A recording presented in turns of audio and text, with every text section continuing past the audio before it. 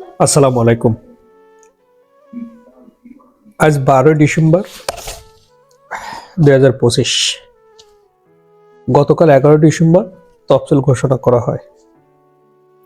ত্রয়োদশ জাতীয় সংসদ নির্বাচন এবং গণভোটের জন্য।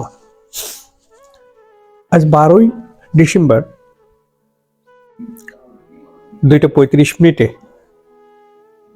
ঢাকা 8 আসনে মনোনয়ন প্রত্যাশী বা স্বতন্ত্র প্রার্থী ওসমান হাদির উপরে গুলি করা হয়। আলহামদুলিল্লাহ তার অপারেশনটা সাকসেসফুল হয়েছে, কিন্তু সেই অপারেশনের ভিতরেও 2বার হার্ট অ্যাটাক করছে। এখনো শঙ্কামুক্ত বলা যাচ্ছে না। আমরা দেশবাসী সবার কাছে দোয়া চাই, আল্লাহ তাকে দ্রুত সুস্থতা দান করুক। আর একটা বিগ নিউজ, জনাব তারেক রহমান,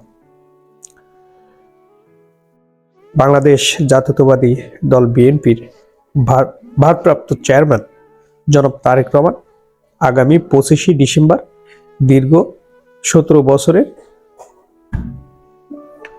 নির্বাসন জীবন শেষ করে 25 ডিসেম্বর আল্লাহ ভালো করলে দেশের মাটিতে পা রাখবেন, এমন তথ্যই দিয়েছেন বিএনপির মহাসচিব মির্জা ফখরুল ইসলাম আলমগীর।